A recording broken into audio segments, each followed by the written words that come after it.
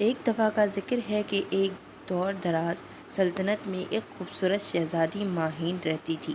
وہ نہایت نیک دل تھی، رحم دل اور عقل مند بھی تھی۔ اس کی سلطنت میں ہر کوئی اس سے محبت کرتا تھا، مگر ایک مسئلہ تھا۔ شہزادی کی خالہ، جو ایک چالاک اور حسد کرنے والی جادوگرنی تھی، اسے پسند نہیں کرتی تھی۔ وہ یہ ہمیشہ سوچتی رہتی کہ کس طرح شہزادی کی خوشیوں کو چھین لیا جائے۔ ایک دن جب شہزادی کی سالگرہ تھی، جادوگرنی نے اسے 3 نہایت ہی خوبصورت لباس تحفے میں دیے۔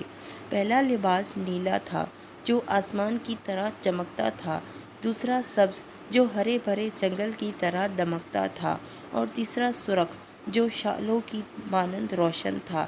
شہزادی ان لباسوں کو دیکھ کر بہت خوش ہوئی، مگر اسے معلوم نہیں تھا کہ ان میں جادو چھپا ہے۔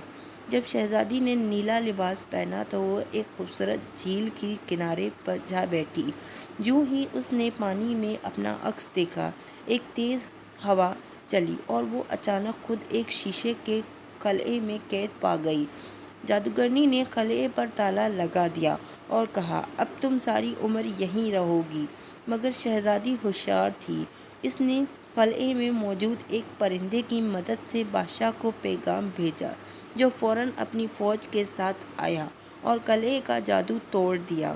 شہزادی نے دوسرا لباس پہنا اور محل کے باغ میں ٹہلنے گئی۔ اچانک درختوں سے بیلیں نکل کر اس کے پاؤں میں جکڑنے لگے۔ وہ خوفزدہ ہو گئی، لیکن اسے یاد آیا کہ محفل کے باغات نے کہا تھا کہ سچے دل سے کسی درخت سے مدد مانگو تو وہ مدد کرتا ہے۔ شہزادی نے ایک بڑے درخت سے مدد مانگی اور درخت نے اپنی جڑوں سے بیلوں کو کاٹ دیا۔ جادوگرنی کا دوسرا جادو بھی ناکام ہو گیا۔ اب شہزادی نے آخری لباس پہنا اور محل میں جشن منانے لگی۔ جیسے ہی اس نے آئینے میں دیکھا، وہ ایک خوفزدہ صحرا میں جا پہنچی۔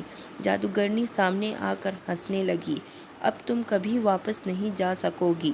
مگر شہزادی بہادر تھی۔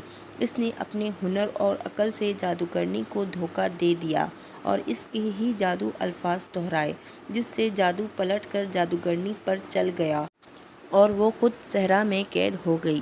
شہزادی نے محل واپس آ کر سادے جادوگرنی لباس جلا دیے تاکہ کوئی ان کے جادو میں نہ پھنسے۔ بادشاہ نے اعلان کیا، اب کسی بھی چالاک جادوگر کو سلطنت میں داخل ہونے کی اجازت نہیں ہوگی۔ یوں شہزادی کی عقل، بہادری اور نیکی نے اسے ہر مشکل سے بچایا اور وہ ہمیشہ خوش و کرم زندگی گزارنے لگی۔ کئی مہینے گزر گئے اور سب کو لگا کہ جادوگرنی ہمیشہ کے لیے ختم ہو چکی ہے، مگر وہ ابھی بھی صحرا میں قید تھی اور انتقام لینے کی تیاری کر رہی تھی۔ اس نے بچی کچی طاقت سے ایک سیاہ آلو کو پیغام بھیجا، جو سیدھا محل جا پہنچا۔ شہزادی ماہین کو جب علم ہوا کہ جادوگرنی واپس آنے کی کوشش کر رہی ہے تو اس نے عقل مندی سے پہلے ہی تیاری کر لی۔ شہزادی نے اپنے والد بادشاہ سے کہا کہ محل کے چاروں طرف جادوئی حفاظتی دیوار بنا دی جائے تاکہ جادوگرنی اندر نہ آ سکے۔ ساتھ ہی اس نے سلطنت کے سب عقل مند عالم کو بلایا تاکہ وہ جادوگرنی کو ہمیشہ کے لیے شکست دینے کا طریقہ بتائیں۔ ایک رات طوفانی ہواؤں کے ساتھ جادوگرنی نے واپس آنے کی کوشش کی، مگر جوں ہی وہ محل کے قریب پہنچی، حفاظتی دیوار نے اسے روک دیا۔ غصے میں آ کر اس نے اپنا سب سے طاقتور جادو استعمال کیا، جس سے دیوار کمزور ہونے لگی۔ یہ دیکھ کر شہزادی نے فوراً عالم کے بتائے گئے طریقے پر عمل کیا۔ اس نے محل کے باغ میں اگائے ہوئے سفید گلاب کا رس اکٹھا کیا اور ایک خاص دعا پڑھ کر محل کی دیواروں پر چھڑک دیا۔ یوں ہی جادوگرنی نے دوبارہ حملہ کرنے کی کوشش کی۔ اس کا سارا جادو الٹ گیا اور وہ خود دھواں بن کر فضا میں تحلیل ہو گئی۔ اب جادوگرنی کا ہمیشہ کے لیے خاتمہ ہو چکا تھا۔